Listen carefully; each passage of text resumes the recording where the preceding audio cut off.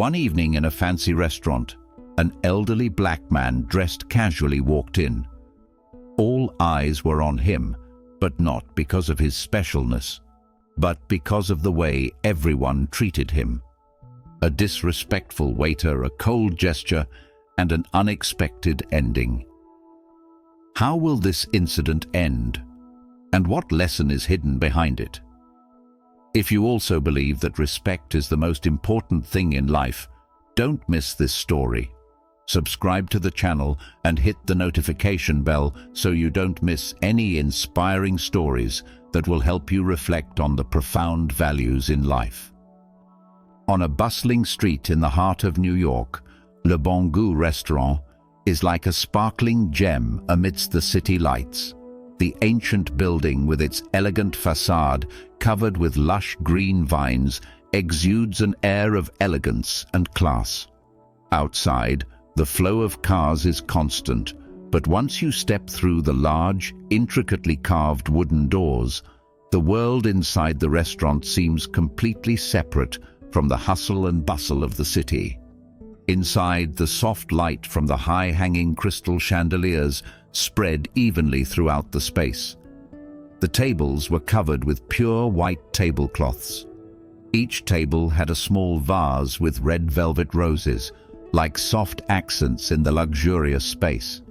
The gentle sound of piano music rang out, each note blending with the aroma of the dishes being prepared in the kitchen, creating an elegant, pleasant atmosphere.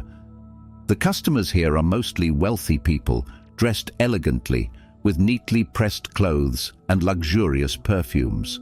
They chat softly, and giggles echo through the air, creating a cozy yet elegant atmosphere. The waiters move gracefully like dancers, each movement performed with absolute professionalism. At that moment, the large wooden door gently opened. From outside stepped an old man of about 70 years old, thin but still strong.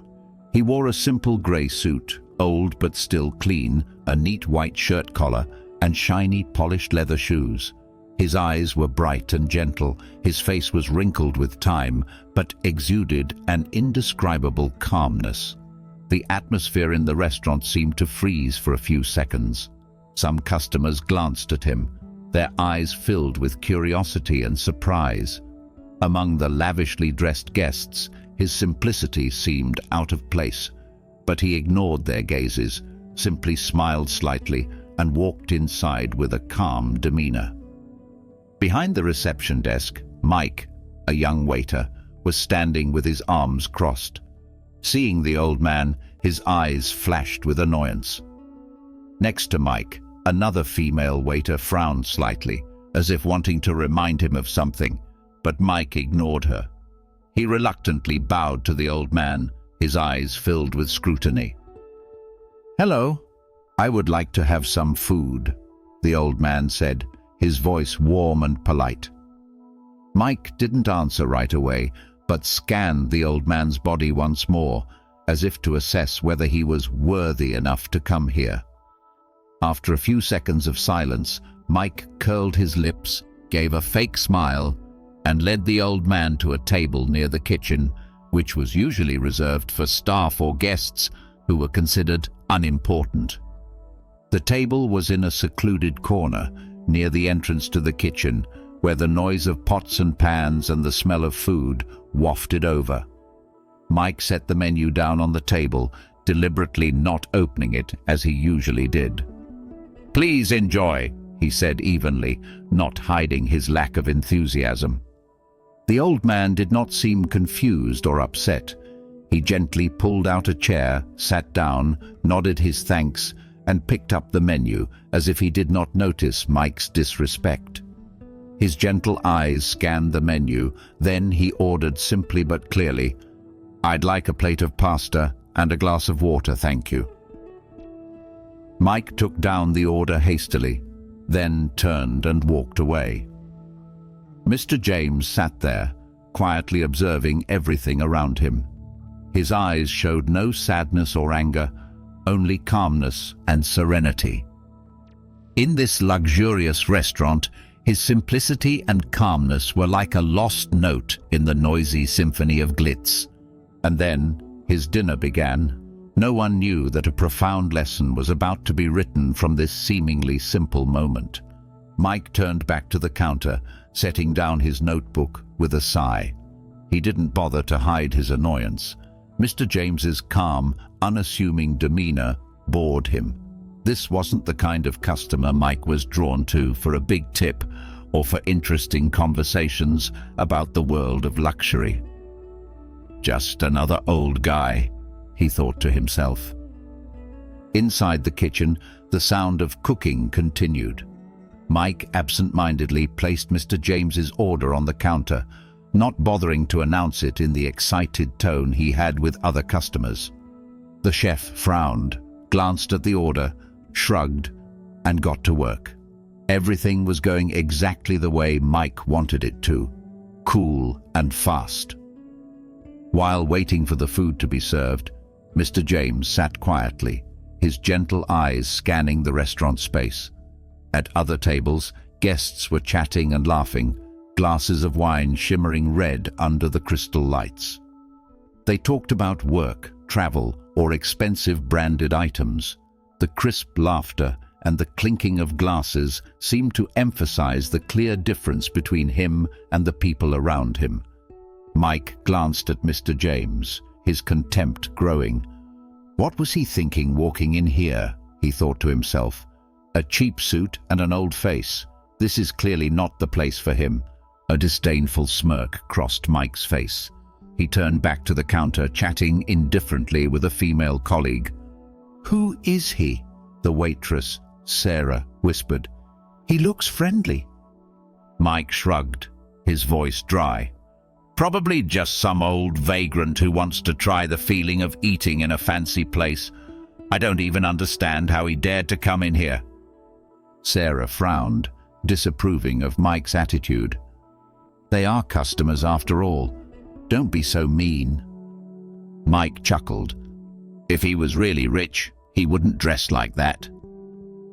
Meanwhile, Mr. James sat calmly, not paying any attention to the curious glances or whispers around him. He looked through the large window, where the pale yellow light of the street lamps shone in. Occasionally, he smiled slightly, as if he was remembering something very far away. Not long after, Mike brought out the plate of pasta, placing it down on the table with a small clack, not forgetting to add a curt sentence, "Please enjoy your meal." There was no smile, no welcoming gaze. Mike just stood there, waiting for some kind of reaction from Mr. James. Maybe annoyance, or at least a little annoyance. But no, Mr. James just looked up, his eyes as gentle as the ocean, and nodded slightly in thanks. "Thank you, it looks delicious," he said, his voice warm and sincere. Mike was momentarily stunned. He couldn't understand how someone who had been treated so coldly could be so calm. He muttered something and turned away, leaving Mr. James sitting alone. But it doesn't stop there. A guest at the next table, Mr. Richard, wearing a smart black suit, was having dinner with his wife. He happened to observe the whole incident. Richard took a sip of wine and whispered in his wife's ear, "Do you see that old man? The way the waiter treated him was not polite at all." The wife frowned slightly. "That's really rude." "But the old man doesn't seem to care." Richard nodded. "Maybe he's used to it. It's sad." None of them knew that Mr. James was not a man who was easily hurt by contemptuous looks. Life had taught him that calmness and patience were sometimes the strongest answers. Mr. James sat quietly at a table near the kitchen where the light was not as bright as the other places. The clanging of pots and pans in the kitchen echoed incessantly, mixed with the humming of the range hood. This space was nothing like the elegant silence of the other tables in the restaurant, but Mr. James sat there with a leisurely look, as if this was the ideal place for him. He slowly lifted the silver plate, cut the pasta into pieces, and savored it slowly and carefully. The aroma of the food wafted through the air, but he did not rush, did not eat quickly or appear rushed. His eyes scanned the plate, pausing occasionally as if to savor the fullness of each bite. Perhaps for many people, this is just a simple meal, but for Mr. James, every bite is a precious experience. He enjoys not only the food, but also the peace of mind amidst the noisy surroundings. Old memories slowly emerged in his mind. He recalled his days as a poor boy in the American South, when every meal was a battle against hunger. His family was a farmer, living on a small piece of barren land, and their frugal meals sometimes consisted of only a few sweet potatoes and some wild vegetables. He remembered the image of his mother, her calloused hands, smiling and encouraging her children despite the constant hunger. In that memory, he still saw himself as a little boy, running barefoot on the dusty road, his eyes shining with hope, even though life was not easy at that time. He had dreamed of having a meal like today, in a fancy restaurant, with white tablecloths, shiny cutlery, and the aroma of the food making his stomach rumble. But now, when he had everything, he realized that wealth is not in material things, but in the way we look at life. Laughter from the table next to him brought him back to reality. He turned around and saw a middle-aged couple chatting happily, their eyes filled with happiness. Mr. James smiled slightly, not because he felt out of place, but because he understood that their happiness was also a precious thing. A waitress named Emily, who had just passed by his table, glanced at him with a puzzled expression.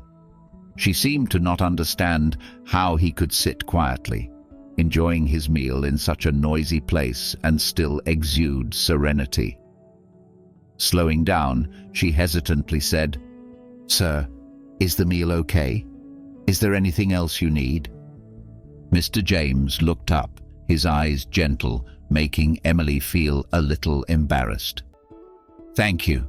Everything was great," he replied, his voice warm as if he were the one taking care of her. Emily awkwardly smiled and quickly left, but she couldn't help but wonder, why could such a simple-looking person exude a calmness that many of the rich customers here didn't have? Mike stood at the counter, observing everything from a distance. Mr. James's patient attitude made him feel uncomfortable. To Mike, the customers worth serving were those whose power or wealth was obvious in the way they dressed or acted. But this old man was nothing like that. Mr. James continued to enjoy his food, as if the noisy world around him could not touch him. Every movement was leisurely, unhurried, as if he had all the time in the world. Occasionally, he would take a sip of water, looking up at the people around him with gentle eyes. James knew that Mike was deliberately looking down on him, but he didn't feel hurt or angry. Life had taught him that judging by appearances is often the most short-sighted thing. He had been the victim of such discrimination too many times, from when he was a poor boy to when he became a successful businessman. But instead of reacting angrily, he chose to respond with patience and tolerance. No one knows who they are dealing with, he told himself, but what matters is not who you are, but how you treat others. When the plate was almost empty, Mr. James put down his fork, wiped his mouth with a napkin, and smiled with satisfaction. It was not just a meal, but also an opportunity for him to review life lessons, and also a small challenge that he overcame with his own patience. Mr. James stood up quietly, pulling his chair into place as if not wanting to disturb anyone. His eyes swept the restaurant one last time, still calm. The crystal lights above shone down, making his silver hair shine a soft silver. No one in the restaurant paid any attention to him, except Mike, who stood at the counter with an indifferent look.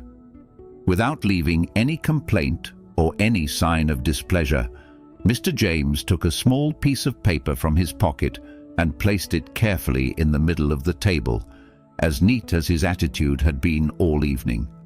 He smiled slightly, as if he had just completed a simple but important task, then turned and slowly walked away. The large wooden door opened, and he stepped through, disappearing into the bustling crowd on the street. The room returned to its usual silence, but something seemed to have changed. An unusual, quiet atmosphere enveloped the small corner where Mr. James had sat. Mike glanced at the empty table with the note.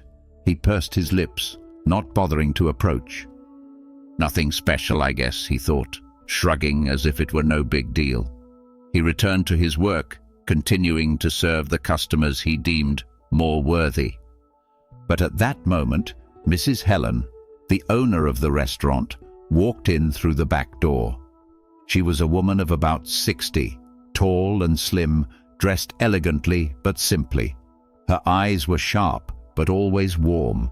She regularly checked on the restaurant to make sure everything was running smoothly. Stepping inside, Mrs. Helen immediately noticed the table near the kitchen. Not because it was special, but because she had just seen someone very familiar leaving. Her eyes narrowed slightly when she recognized the figure of the man who had just left. "Who is serving at that table?" she asked, her voice calm but stern. Mike turned back, trying to act casual. "It's me, Mrs. Helen. Just an ordinary old man, nothing special." Helen did not reply but walked to the table. Her hands gently picked up the piece of paper. In an instant, her face changed. Her eyes widened. Her hands trembled slightly as she read the short but sharp words printed on the paper. "The president of Anderson Group stopped by for dinner. Thank you for the hospitality." Her whole body froze. She recognized the name immediately. James Anderson, the founder and chairman of a multi-billion-dollar corporation, was the man who had just left. He was famous not only for his success, but also for his kindness and humility. "Do you know who he is?" Helen's voice trembled slightly, but her eyes were cold as she turned to Mike. Mike shook his head, his expression changing from indifference to confusion. "Just a normal old man? No way." Mrs. Helen held up the paper, her eyes solemn. "He is James Anderson, the president of the corporation that this restaurant is receiving funding for expansion. He just walked out of here." The room fell silent. All sound seemed to stop. Mike froze, his face pale. He opened his mouth as if to say something, but no words came out. "How did you serve him?" Helen asked, her voice colder. Mike stammered, I don't know. I don't think he—" "No need to justify yourself," Helen interrupted, her voice as cold as a knife. "Not only have you hurt an important customer, but you have also damaged the reputation of this restaurant. Don't forget, anyone who walks in here deserves to be treated with respect." Mike looked down, sweat pouring down his face. He realized his mistake was bigger than he could have imagined, but now it was all too late. Helen returned to the front desk, carefully folded the paper, and put it in her pocket. After a moment of silence, she looked straight at Mike, her voice stern but somewhat softer. "You know what hurts this restaurant, Mike? It's not knowing who James Anderson is. It's the discriminatory attitude, judging people by their appearance." Several other employees stood nearby, silent, but with eyes full of sympathy and concern. They understood that Mike had made a serious mistake, but also understood that he would never forget this lesson. "You will be fired, not because of who Mr. Anderson is, but because you have lost the core values of this restaurant: respect and hospitality," Helen said, her voice soft but authoritative. Mike wanted to plead, but his throat tightened. He knew that any excuses were useless now. What had happened could not be changed, and he would pay the price for his arrogance. The lesson was profound not only for Mike, but for everyone at the restaurant that night. After Mike left, Mrs. Helen gathered all the staff in a secluded corner of the restaurant where they could listen without disturbing the customers. I want us all to remember this. Every person who walks into a restaurant has a story. No matter who they are, rich or poor, elegant or simple, we must treat them with respect and sincerity. Because hospitality is not only shown through the food or the service, but also through the way we treat each guest.